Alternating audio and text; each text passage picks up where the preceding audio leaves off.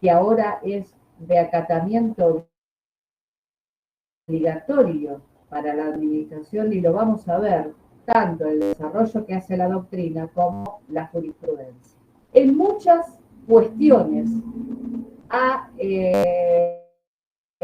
logrado, si no se cumplen determinadas cuestiones dentro del procedimiento administrativo, puede ser considerado nulo de nulidad absoluta. En este sentido, de la vastísima doctrina, no soy partidaria de la teoría de la subsanación, es decir, si hay un acto dentro del procedimiento que es nulo. Catalina Cárdenas, porque me dice no verificado.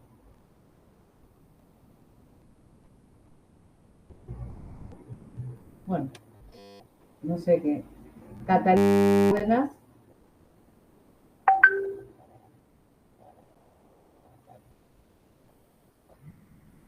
Entonces, como estaba diciendo, a veces me distrae el aceptar a los alumnos y todo. Reiniciaba la computadora sola, disculpe, era yo que entraba y salía, perdón.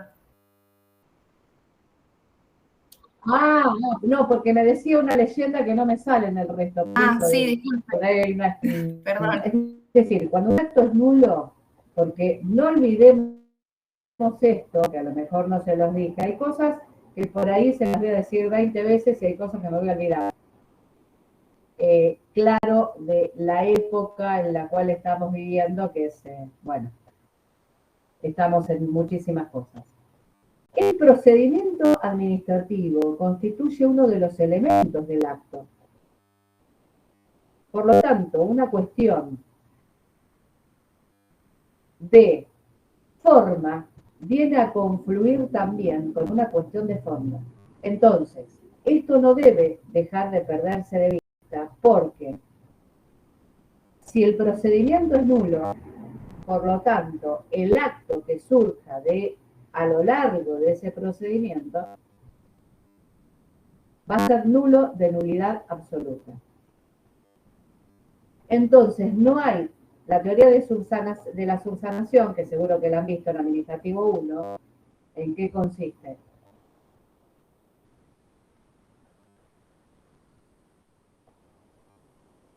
En poder subsanar ese elemento que se pueda llegar a reemplazar, que si faltó lo que...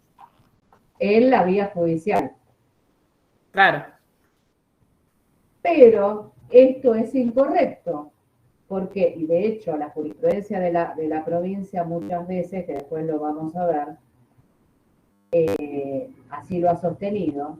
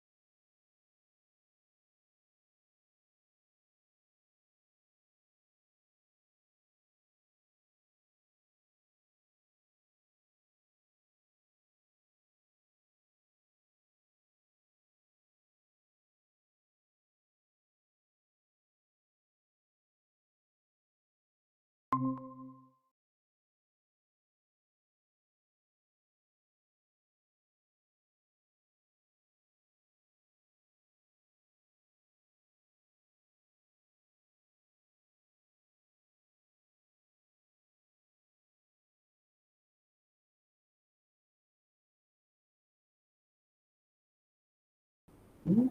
Hay como una jerarquía dentro de estos principios. Entonces, ¿cuáles son? Depende de la doctrina, ustedes van a encontrar los secundarios a veces subdivididos, a veces juntos. Por ejemplo, el de economía, sencillez, celeridad, eficacia. Hay algunos que lo consideran en su totalidad y hay otros que dividen. Bueno, el principio de celeridad es este, el de economía es otro, sencillez y eficacia es otro. En realidad, todas las leyes, ya sea provinciales, nacionales, el resto de la legislación procedimental también los tiene en su legislación respectiva. Un tanto más ordenada es la ley nacional, la 19.549. En el decreto ley que rige la provincia de Buenos Aires está un poco más disperso, pero en realidad no dejan de cumplirse. Por ejemplo, el de debido proceso no está como lo está con toda claridad en la ley nacional. Entonces, tenemos que hablar de pautas de funcionamiento, de acatamiento que debe tener en cuenta la administración para llevar a cabo su labor.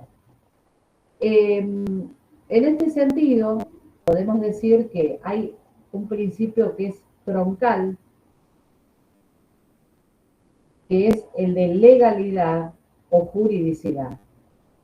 Entonces, es el acatamiento, esto lo dice Comadira, el acatamiento de toda administración pública al orden jurídico, pero al orden jurídico en su totalidad, partiendo de los principios generales del derecho, de los tratados internacionales que tienen jerarquía normativa, leyes, reglamentos, todo el orden jurídico. Y acá va a jugar un papel importante porque por esto hay mucha jurisprudencia que aplicó un tratado internacional, como es el Pacto de San José de Costa Rica, para fundar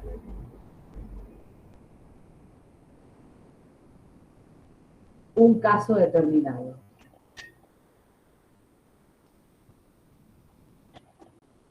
Me olvidé el vaso, así que hoy será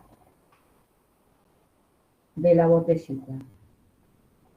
Entonces, todos los tratados, que obviamente por el artículo 75, inciso 22, tiene jerarquía constitucional, la Constitución, leyes, reglamentos, todo el orden jurídico. De ese desprendimiento, vamos a ver dos garantías que son fundamentales, que es la garantía de defensa adjetiva y la sustantiva. La adjetiva, que esto ya lo han visto también en penal, es la garantía de defensa en juicio. Lo trasladamos al procedimiento administrativo. ¿Y qué va a significar? Es esa protección que va a tener todo interesado dentro del procedimiento administrativo.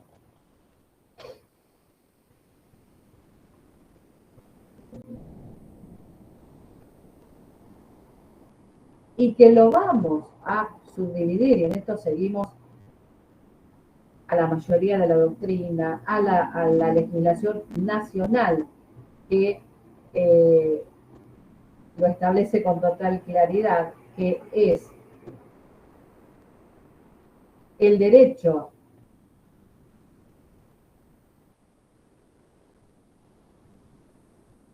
a acceder a las actuaciones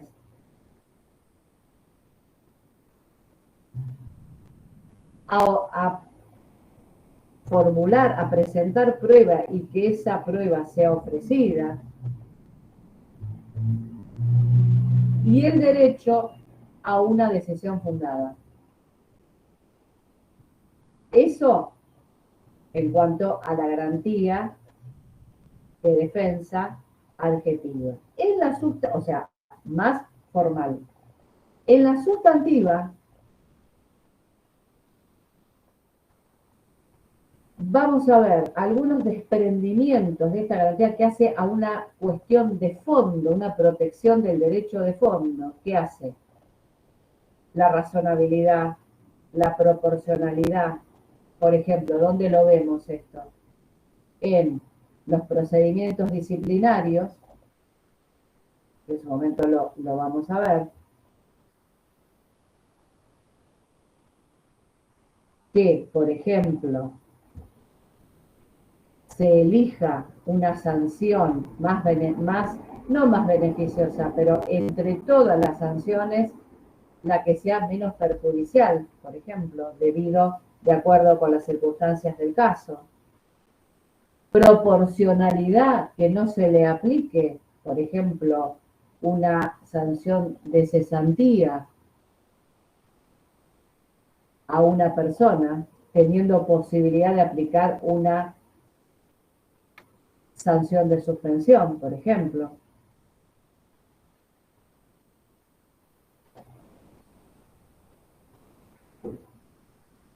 Entonces, eso por un lado. Después tenemos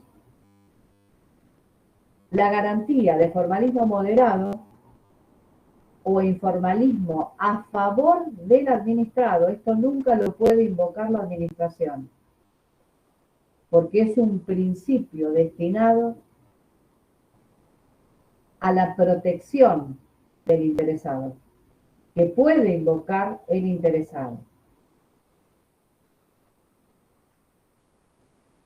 ¿Por qué? Porque la garantía de informalismo, ¿qué significa? Es la excusación de la observación de aquellas cuestiones que no sean de estricto cumplimiento o que no sean rigurosas. Por ejemplo, la denominación de un recurso o la presentación de un escrito en una oficina en la cual no tiene competencia esa autoridad administrativa.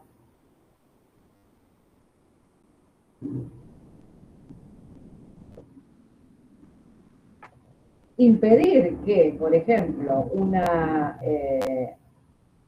empleado le rechace un escrito, que a veces lo vamos a ver con claridad como el incumplimiento de un principio, pero después pueden darse el incumplimiento de varios principios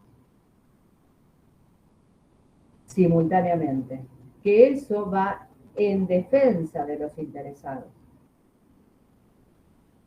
Lo puede invocar. ¿Por qué el principio? ¿Cuál es la razón de ser del principio de informalismo?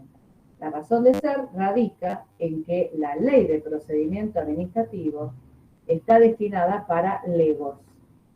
Entonces, no tiene la obligación de concurrir un interesado con patrocinio letrado, porque no está en ningún articulado que esto sea así. En Nación, la diferencia es que cuando existan cuestiones jurídicas, está obligado a presentarse con patrocinio. Entonces, como tiene que ser además una ley simple, sencilla, destinada para cualquiera, no tiene por qué saber esa persona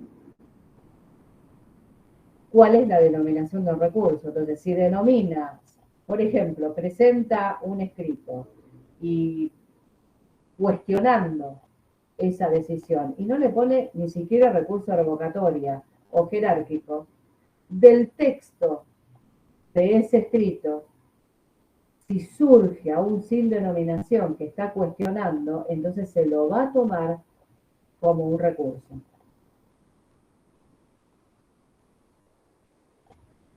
Por lo tanto, es importante tener en cuenta todo esto porque a veces se cometen errores en la administración.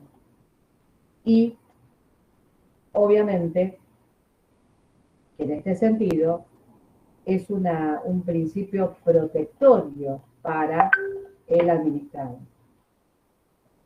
No, no pasé lista todavía, porque estoy esperando que se sumen todos.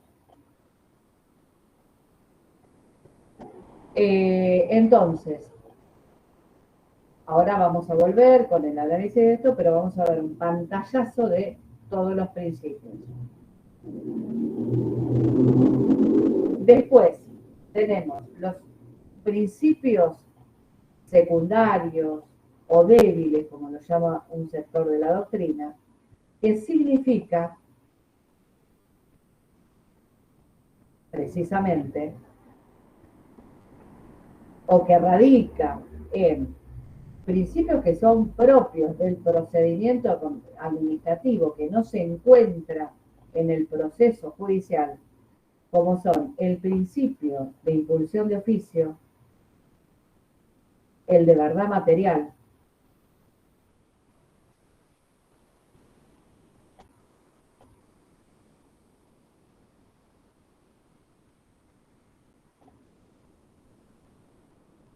el de celeridad, sencillez, economía y eficacia de los procedimientos administrativos.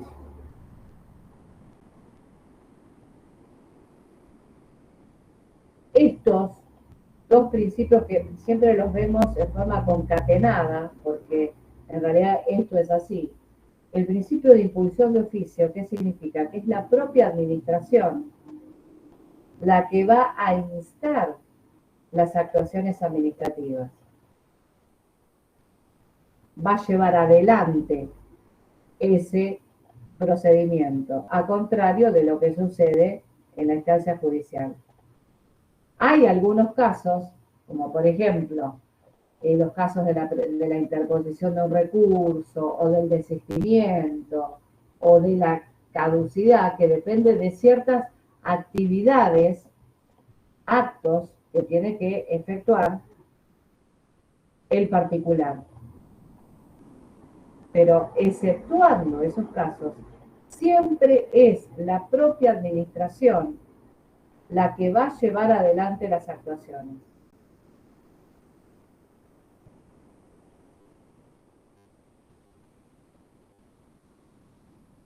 ¿Lo hace siempre? No.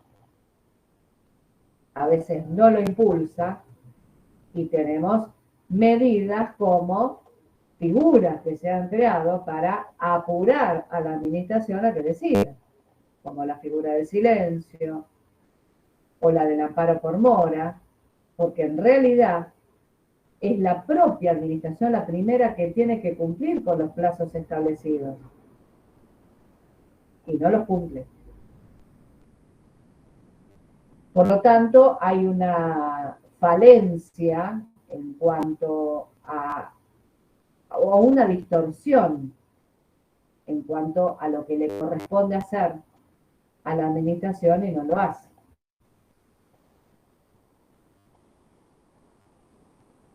Esas actividades que dependen, por ejemplo, del recurso administrativo, que es la impugnación de un acto administrativo donde yo voy a manifestar cuáles son los elementos del acto que están conculcados, yo lo voy a hacer en la parte recursiva. Pero ahí depende necesariamente de la actividad del interesado. Por eso es que hay ciertas excepciones. Pero después lo va a instar la propia administración, ya sea que el procedimiento se haya iniciado de oficio por la propia administración o a pedido de parte. En todos los sentidos cabe la misma aplicación del principio. Otro principio que está concatenado con este, ¿cuál es? El de la verdad material.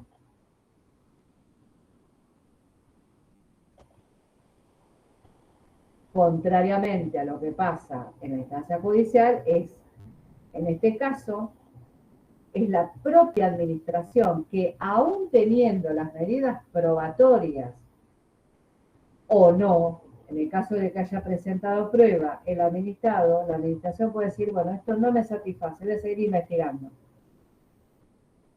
Lo mismo cabe cuando no presenta ninguna prueba. Entonces va a recabar todas las medidas probatorias a fin de esclarecer esa verdad material, a fin de esclarecer la cuestión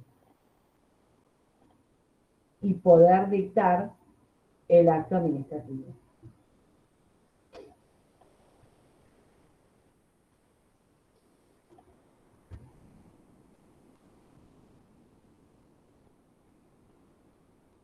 Después tenemos el de celeridad como otro de los principios secundarios que en realidad nunca se cumplen.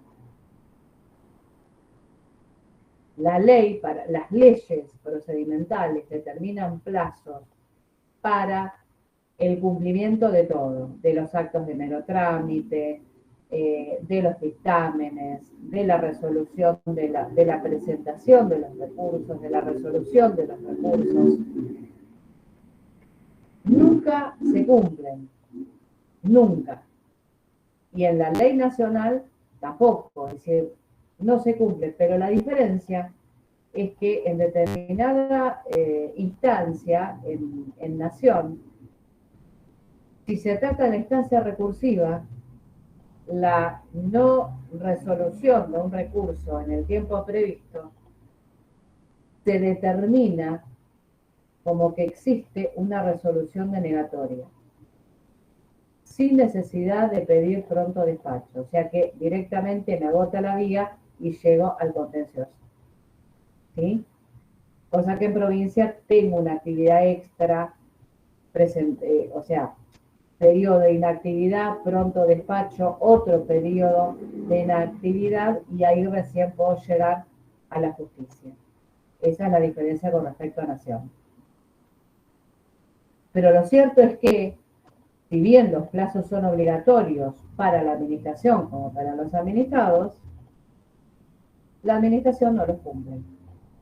Entonces se han creado diversas figuras para poder paliar esta situación anómala por parte de la autoridad administrativa.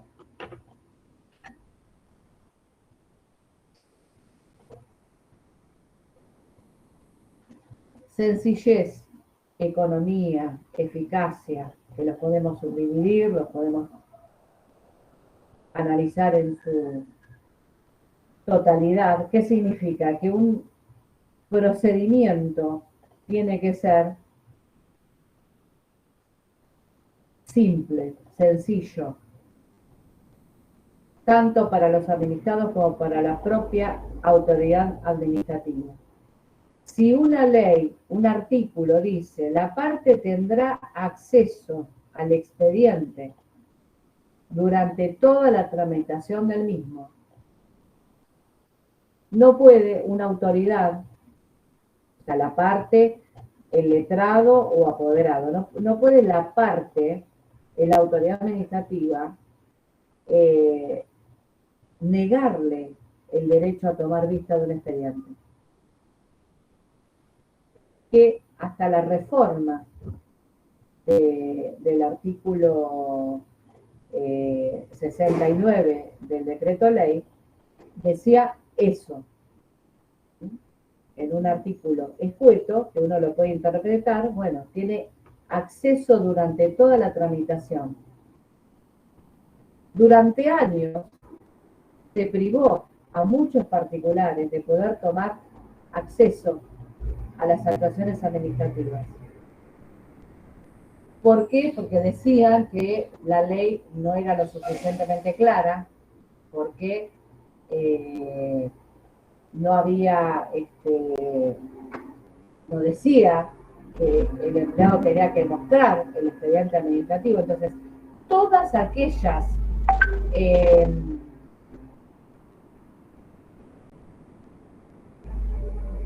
alguien no tiene internet. Todas aquellas cuestiones o interpretaciones o malas interpretaciones se dieron durante muchísimo tiempo en contra de los intereses del particular, porque en lugar de hacer una interpretación amplia, se hizo todo lo contrario, una interpretación restringida en contra de los derechos del interesado. Entonces, era más fácil decirle a un empleado, a un interesado, decirle, no le puedo mostrar el expediente porque está en reserva. Bueno, si el expediente está en reserva, tiene que haber una decisión fundada. ¿Y por qué está en reserva? Porque hay ciertas cuestiones en las cuales no puede tener conocimiento el interesado, o porque está para resolver. Bueno, igual yo soy un poco reticente en esto, porque yo creo que siempre el interesado tiene que tener acceso a las actuaciones. Estoy hablando específicamente de aquella parte en la cual el procedimiento sigue siendo escrito. Se escucha un ruido de fondo, no sé si me escuchan bien.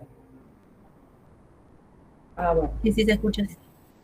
Porque está el recolector de residuos, entonces a esta hora es como que hay que elevar el tono. Pero prefiero esto y no hablar 2 horas con el barbijo, ¿no?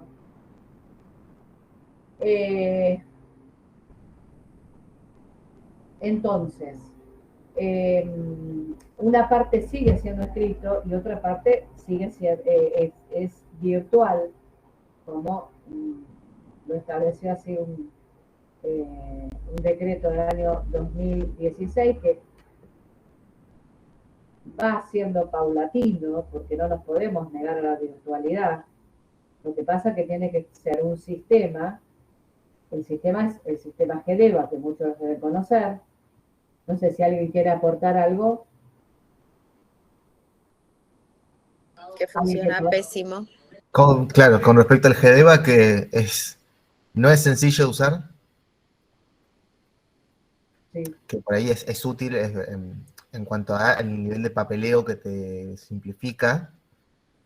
Yo trabajo en la administración pública y por ahí hacer las vacaciones en el GEDEVA es súper sencillo porque va todo por vía digital, pero de ahí a armarla ya es muy distinto y es más complicado.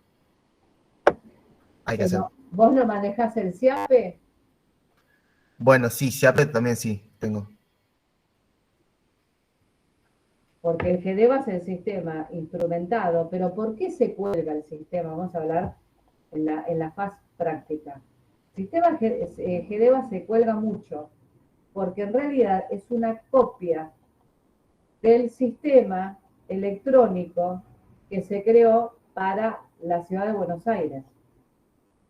Entonces no podemos, ni siquiera tuvieron la lucidez de hacer un sistema que fuera un sistema operativo abarcativo para más personas. No es lo mismo un sistema ideado para un territorio pequeño que para todo el ámbito provincial. Entonces, a veces hay muchos inconvenientes, no hay se cuelga permanentemente, cuando uno tiene que consultar, cuando se tiene que adjuntar al sistema operativo. Bueno, a veces suena más tedioso que el expediente escrito, ¿no? Que tanto se renegó, pero por lo menos tenía, salvo que se perdiera, era de más utilidad, ¿no? Si alguien más quiere acotar algo.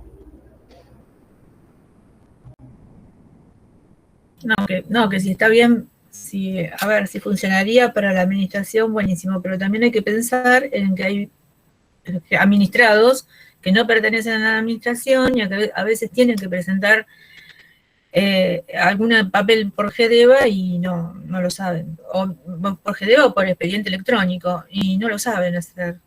A mí me pasó con el tema de la jubilación, Yo hace 2 años que estoy con el tema de la jubilación, me traumatizó, me jubilé en marzo del 19 y justo me agarró el expediente. En fiscalía me agarró el expediente, se quedó encerrado en fiscalía. Así que cobré recién en octubre del año pasado. Se quedó en fiscalía. 2 años.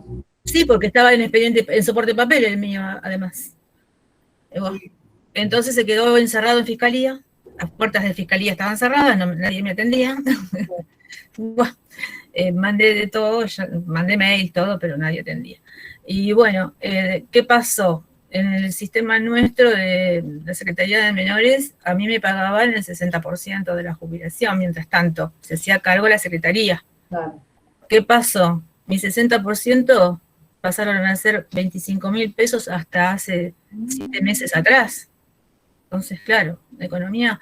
Bueno, ahora cuando cobré, nunca se cobra con los intereses de aquella época. Y yo no hice lo mismo cobrando en aquel momento un 60% en el año 20, en el 2020, que en el 2021, ¿no es cierto? Y que en el 2022 ahora. Sí, obviamente. Más con la inflación. Nada, no me pagaron nada, absolutamente no me reconocieron nada, casi nada de aquello. Y bueno, ahora ya estoy cobrando regularmente, desde diciembre hasta ahora estoy cobrando regularmente. Pero a mí me costó, para presentar un pronto despacho, me dieron turno para 1 mes y medio. ¿Cómo un turno para un pronto despacho? A ver, no. No, además en esa época, todo el 2010, la pandemia ¿cuándo empezó? En el 2020. 20. Todo el 2020 y 21 los plazos estaban suspendidos. Claro, ¿a mí qué me pasó? Yo me jubilo en marzo del 19. Supuestamente, julio, 6 meses tenía que haber cobrado. Julio, vacaciones de invierno, se paró. Después comenzó un paro en el Instituto de Previsión Social. Empezaron paros, así que retención de tareas. Me agarró enero la feria. Y después, marzo del 20, la pandemia. Así que me quedó ahí adentro. Cuando empezó a moverse un poquito, que fue a fiscalía, se quedó allá adentro. Y bueno, pero cuando yo quiero hacer el pronto despacho, así que de última, después cuando ya faltaba poquito, faltaba el último tramo, que lo fui siguiendo todo, el expediente, paso por paso. Cuando faltaba el último tramo, me empecé a mandar cartas documento. Un pronto despacho, pero por carta documento, ¿no es cierto?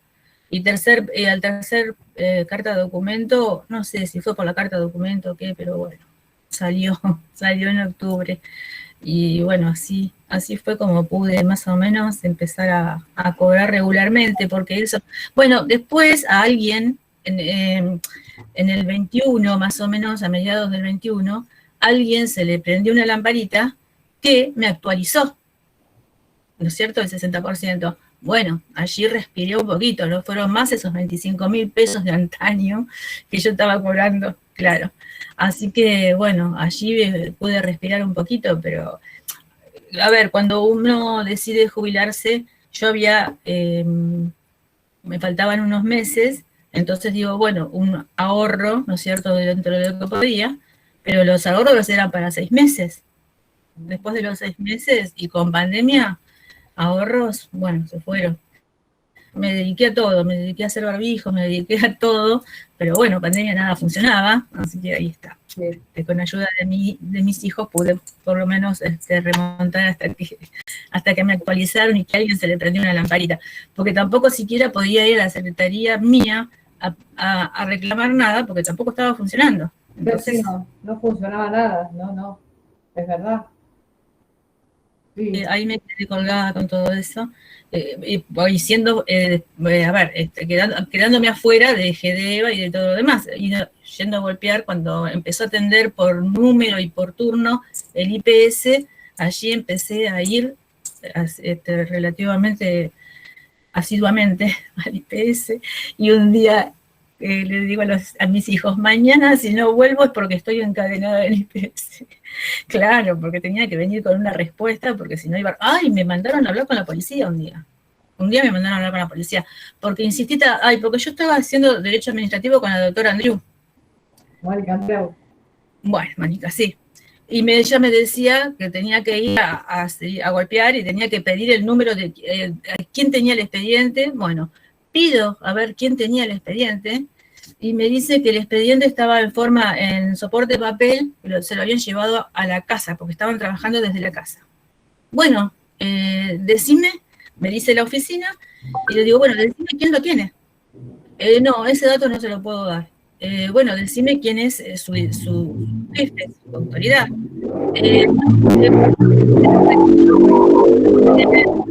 Espera un cachito que le contesto. Bueno, me viene con el nombre de alguien y le digo, ¿y tu nombre? Entonces me dice, no sé, Sebastián. Y entonces le digo, no, pero me dijo que no me podía dar el nombre del jefe de la oficina donde estaba. Entonces le digo, ¿me podés dar tu nombre? Y me dice, sí. Le digo, ¿y por qué no me podés dar el nombre del jefe donde está mi expediente y quién se lo llevó a la casa? Porque si lo pierde en el medio, yo no sigo sin cobrar. Tiene que hablar con la policía. Bueno, voy a hablar con la policía. Así que me fui a hablar con la policía que estaba ahí, que tomaba la temperatura y todo lo demás. Me consiguieron un número de teléfono, pero jamás me pude comunicar. Llamaba 3 veces y después estaba ocupado. Y bueno, después la doctora Andrew me decía, buscarlo por Face al director del IPS. Y bueno, no quise hacer tanto y... No, en ese caso que plantea Zavala, ahí se manifiesta, en primer lugar, cómo la administración, en este caso, ¿dónde estaba el expediente? El expediente se había quedado en plena pandemia en Fiscalía de Estado. Ya era el último paso. Un órgano de control sabe cómo tiene que trabajar. O sea, la función es, va a Fiscalía de Estado cuando hay un interés fiscal, por lo tanto, Fiscalía va a emitir una vista fiscal en el cual va a decir, bueno, ¿le corresponde o no le corresponde? Siempre tiene que intervenir en estos casos. Ahora bien, acá el error está que en muchos casos, por eso en el derecho administrativo se da esta particularidad de que una cosa es lo que dice la ley, la doctrina, la jurisprudencia y la práctica. Cuando no saben qué hacer y qué decir, vaya a hablar con la policía.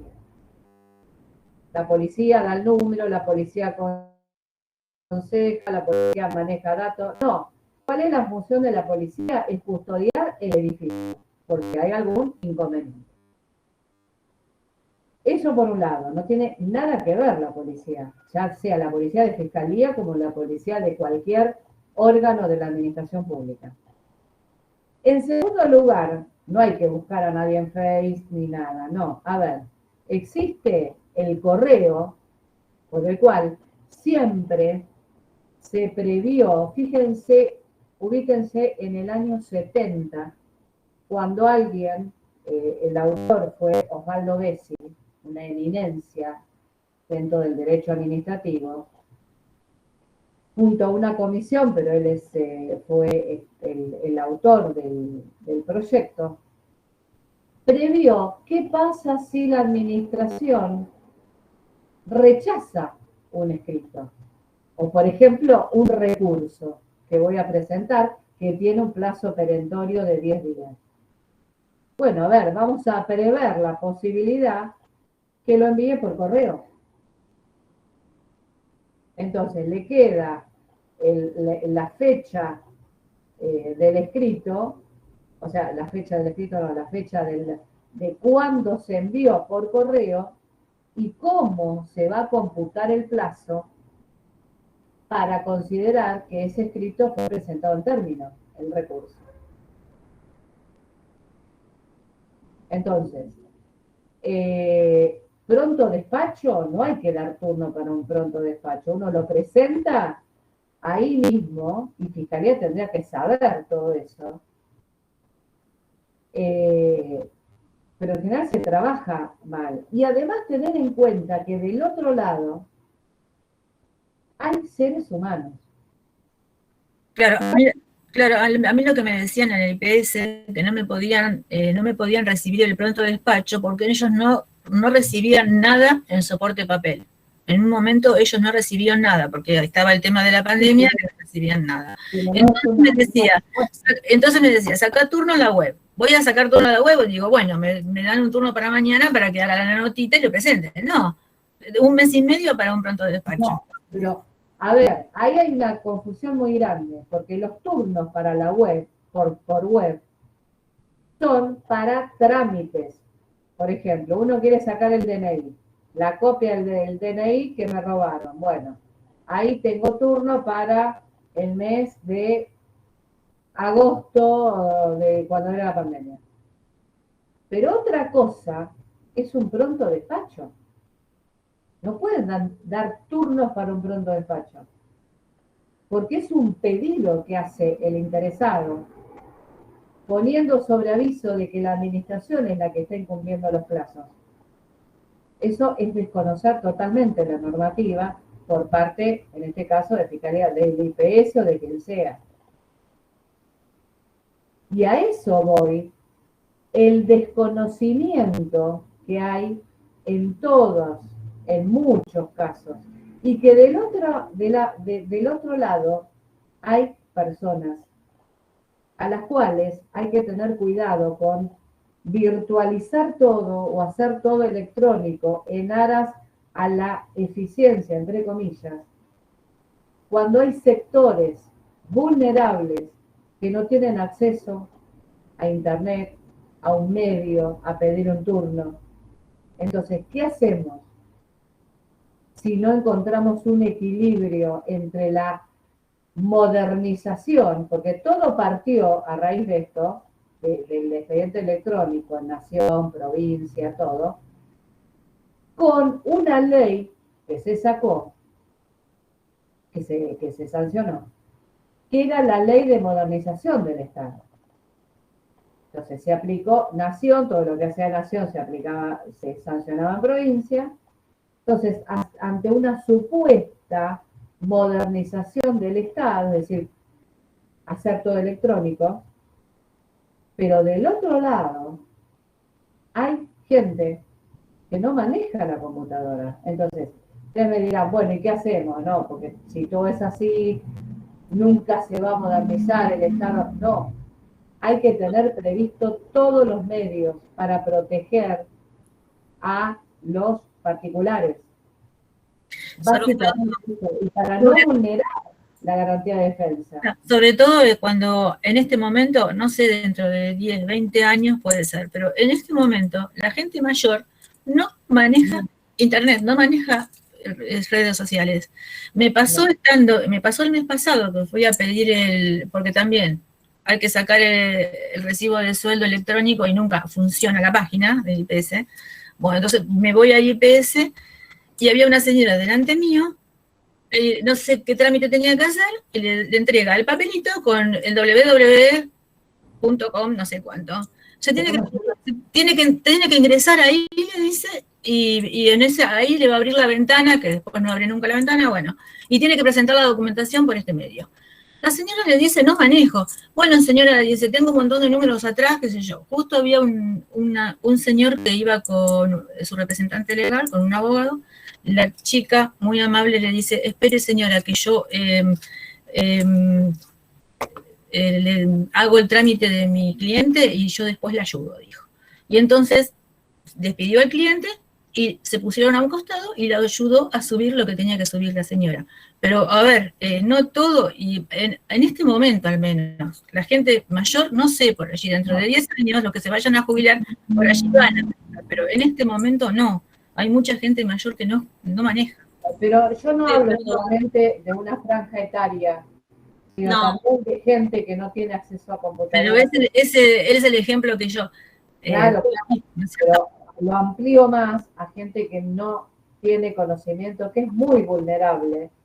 Profe, yo trabajo en Pergamino, en la municipalidad, en la Secretaría de Desarrollo Social especialmente, y trabajamos, como usted dice, con los sectores vulnerables en los barrios, y es admirable, tuvimos que poner este año una división nueva, un área nueva de consultas y gestiones, que lo que más hacemos es turnos de DNI, inscribir en las becas Progresar, todo lo que sea el trámite digital. Y nos admiró porque empezamos a mediados de enero con esto, la cantidad de gente sin DNI que había cuando recorremos los barrios. Claro. Porque no tienen acceso ni siquiera, como usted dice, a un teléfono como para poder, o si lo tienen al teléfono, no saben cómo hacerlo. Más allá de la franja etaria, que obviamente generalmente las personas mayores, pero personas jóvenes que no tienen acceso a que no tienen internet, que no tienen teléfono ni computadora. Entonces no podemos dejar al margen a ese sector, porque evidentemente hay una violación a la garantía de defensa, porque si hacemos todo virtual, entonces, ¿qué va a quedar? Un margen que no va a tener acceso a nada, a pedir nada. Entonces va a quedar marginado de la sociedad. Y qué buen proyecto el de la Municipalidad de Pergamino. Excelente. Claro, eso de tener una oficina de gestión virtual está buenísimo. En cada una de las reparticiones yo creo que tendría que haber y el acceso a todo el mundo, ¿no es cierto? Es que, digamos, se nos ocurrió viendo todo la falta que hacía, y dijimos, bueno, armamos un área de gestiones múltiples, que la gente pueda, porque ni siquiera comunicándose al 107 o 147, que es atención al vecino, acá no sé si en todos lados es lo mismo, por ahí la gente no conoce dónde hacer el reclamo. Hay un número de teléfono donde llamar y reclamar, por ejemplo, pierde agua el medidor de la calle. Exacto. Pero en los barrios la gente no tiene conocimiento. No. Cosas básicas que nos parecen a nosotros... Una gran falencia que si nosotros comparamos con el proceso donde hay una defensoría, en el ámbito procedimental no existe tal defensoría, que según lo que contás, en el municipio se canalizó por esa vía, si bien no tiene el título de defensoría, pero es como una asistencia al magistrado, porque no, ¿a quién le van a ir a reclamar? ¿O cómo tengo que hacer un escrito? Es la idea. Por ejemplo, en Arba, vos que Celso era, ¿no? Con el gobierno anterior lo sacaron, Defensa del Contribuyente. Yo trabajaba ahí. ¿No está Defensa del Contribuyente? No, la gestión anterior la disolvió. No me extraña. Disolvió todo la gestión anterior.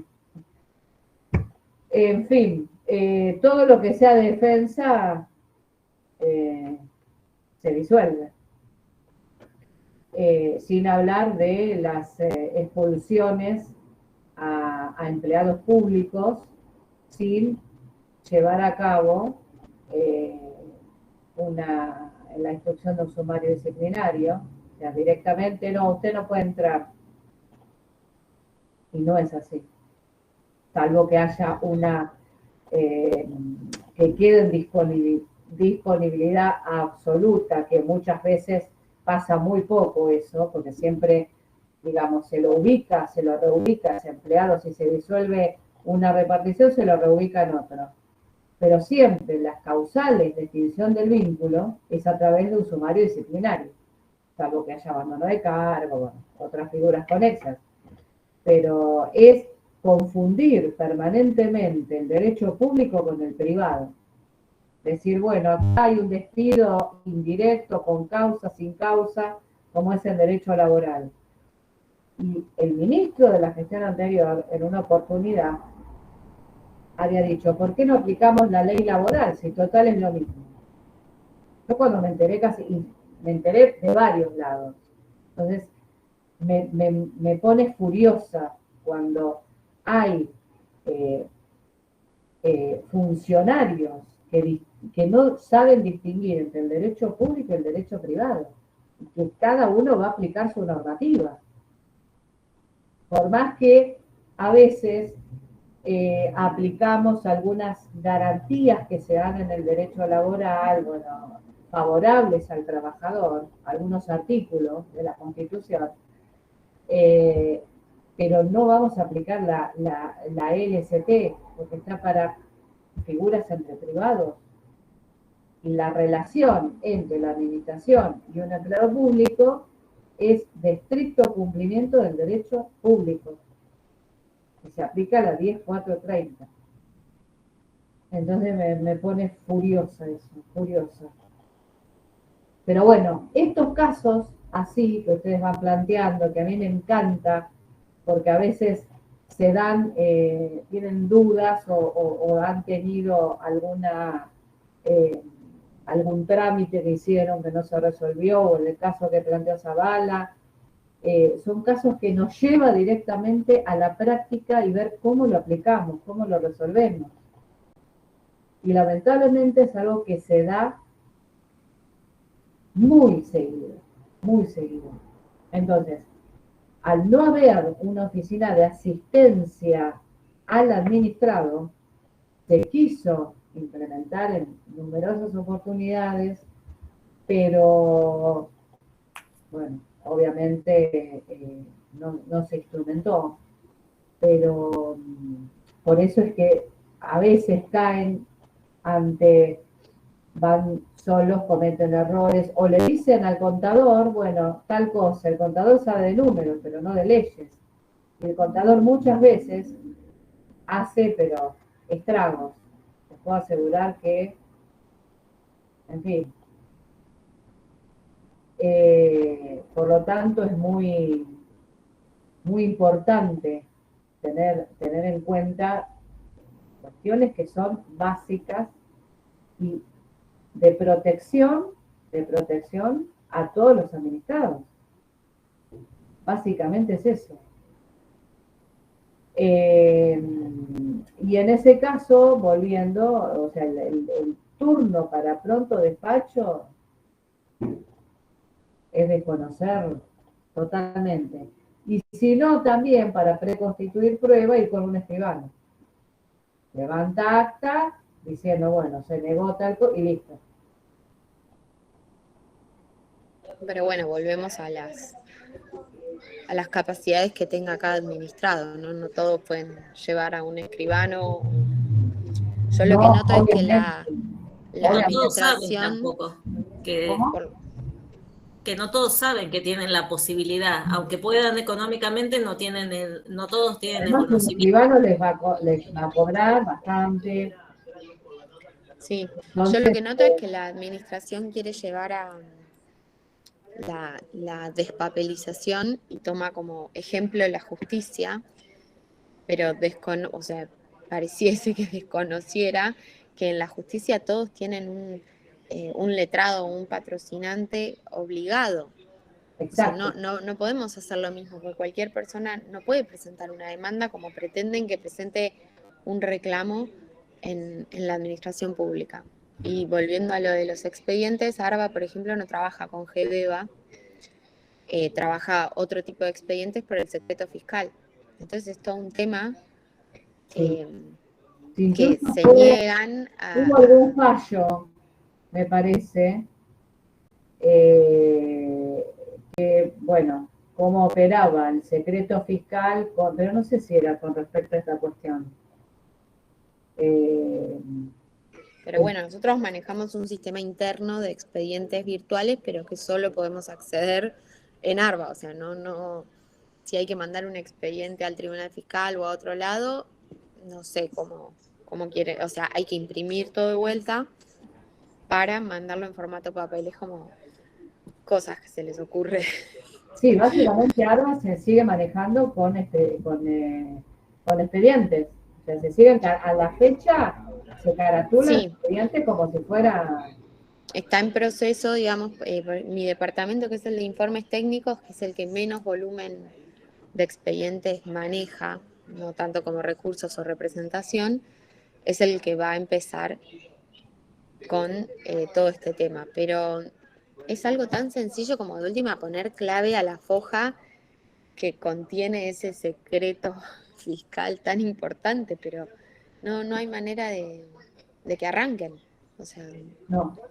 Lo que pasa que el propio decreto del año 2016 preveía en forma paulatina, no es que de una se iba a digitalizar todo, sino previendo también todo a ver, no es fácil que si durante tantos años había expediente, soporte, papel, acostumbrar a la administración y administrado al sistema digital.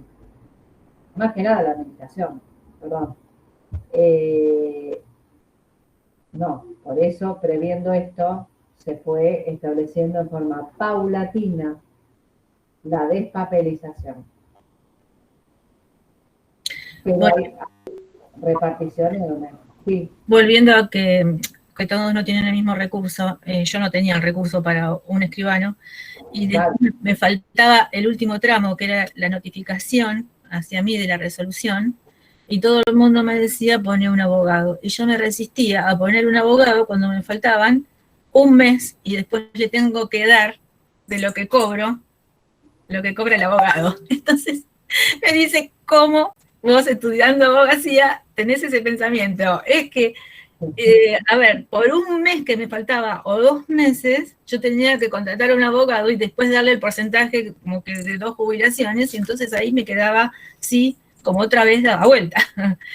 Así era la cuestión. Entonces digo, bueno, pero vos ponete en mi lugar. Yo después me voy a poner en el lugar del abogado, pero en este momento estoy en el lugar del administrado. Y bueno. ¿Cómo la notificaron? Llegó el depósito en el banco. No me notificaron nunca. Sí, me notificaron, pero llegó la carta después que estaba el depósito de la plata en el banco.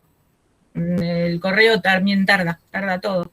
Pues bueno, también se manejan con correo argentino, que también está explotado y no respeta tampoco tiempos, nada. Y bueno, cuando me llegó la carta, ya había cobrado. Después me llegó la tarjeta para cobrar también. Primero iba a cobrar al banco. Y bueno, todo también fue todo. A ver, también el tema de la pandemia atrasó todo y bueno, todavía hay cosas que se tienen que regularizar y la estamos sufriendo, ¿no? Bueno, profe, eso también es el tema de toda esta virtualidad y demás. En Autoridad del Agua, por ejemplo, si bien es otro tipo de notificación, de certificados y todo ese tema, al usuario, además de que puede venir una nacional, una empresa, digamos, con toda disposición, en este sentido de aspecto económico también, representada y demás, o puede venir un usuario común, X, que también es particularmente en la parte de notificación al usuario de certificaciones, se les pide un correo electrónico. Y volvemos a lo mismo, hay gente que no tiene el acceso, hay gente que no tiene nada, entonces, si no con un correo electrónico se lo notifica al domicilio declarado. Claro, porque una de las leyes que tiene que, para presentar un escrito, es establecer el domicilio real y el constituido, que pueden coincidir. Pero, por ejemplo, si la parte se presenta con un letrado, todo se va a dirigir al domicilio constituido, que va a ser el domicilio del abogado. Pero a su vez tiene que presentar domicilio real, porque en el caso de que el abogado tenga una sanción por parte de la administración, es decir, no se entorpezca la tramitación, la administración tiene autoridad para sancionarlo e impedir que asista, por ejemplo, a las audiencias, que es una de las reglas, donde se lo va a notificar al domicilio real. Pero en el decreto ley año 70 no estaba previsto el domicilio electrónico. Entonces, hay algunas cuestiones que se van agregando de pedir domicilio electrónico. Y entonces, el domicilio electrónico, si está bien establecido, puede operar para notificación de actos. Por ejemplo, para los agentes de sumario de ARBA hay doble notificación. Es la notificación al director de una, o presidente de una anónima, no me acuerdo si es director o presidente, se le notifica de esa forma por domicilio electrónico, que está perfectamente diseñado porque está cuando cuando lee el documento, es como cuando se lee un mensaje de WhatsApp, figura el día en que lee el documento y a partir de ahí, bueno, el cómputo para los plazos. Y al resto se lo notifica por cédula. Y a la empresa de una forma, a los socios de otra. De esa forma se articula la notificación en forma correcta. Pero ha tenido que, en este sentido, el tema del domicilio, que ayornarse. Porque también se le pide domicilio electrónico, pero si se le va a notificar un acto que decide la cuestión de fondo, ojo con esto, porque ahí la administración le va a decir, bueno, yo lo notifiqué, y la parte va a decir, yo no recibí nada. Y entonces ahí, por principio de informalismo que se va a aplicar, va a estar a favor del interesado, y va a tener que notificarlo como corresponde. Esto es muy importante tener en claro todas estas cuestiones. Sí, Ferreira, que te interrumpí. No, bueno, no, esto y el tema de notificar cuando se es así por correo oficial, de los plazos que no se respetan, de que te llega, de que no te llega, de que el expediente queda en reserva, Sí. o a veces directamente por un error quizás de administrativo, de pase se va a archivo en vez de reserva, que no es lo mismo. Y es bastante difícil, y es difícil también de comunicar como agente, porque a veces no tenés la capacitación, o solamente esto de comunicar, es difícil comunicarle al particular, digamos, dónde está tu expediente o el cliente, y por ahí la respuesta más básica es esto de tenés todo en el sitio web. Y no es fácil acceder al sitio web, entender qué es un número de expediente, a qué foja está. Me parece que hay poca información para los dos lados, incluso para los agentes administrativos. Sí, porque se quiere hacer, por un lado, la modernización, que vuelvo con entonces se ha creado el Ministerio de la Modernización y la Tecnología y todo, pero no se capacita a los empleados. Y por el otro lado, la gente tampoco está capacitada, entonces se complica muchísimo poder seguir un procedimiento de esta forma, porque no hay conocimiento de las actuaciones. Y eso es lo peor, porque en el interín pueden estar corriendo plazos que son fatales, por ejemplo, para interponer un recurso, y si no se interpone en tiempo, el acto queda firme y no puedo seguir discutiéndolo. Entonces, es importante tener en cuenta esta cuestión, que por más Estado moderno que tenemos que crearlo de acuerdo a las circunstancias, capacitar al personal. ¿Dónde va? Porque no todo pasa por la modernidad. Es decir, ¿dónde va ese expediente después? ¿Va al archivo? Va al archivo, la persona solicita el desarchivo e intervienen órganos intermedios que no tienen que intervenir, y ahí hace la eficacia de un procedimiento. Porque eso, el mayor incumplimiento se da por desconocimiento, es decir, no sé la normativa, no capacito. ¿Cuántos cursos hay de capacitación y cuántos cursos se anotan los empleados? Muy pocos.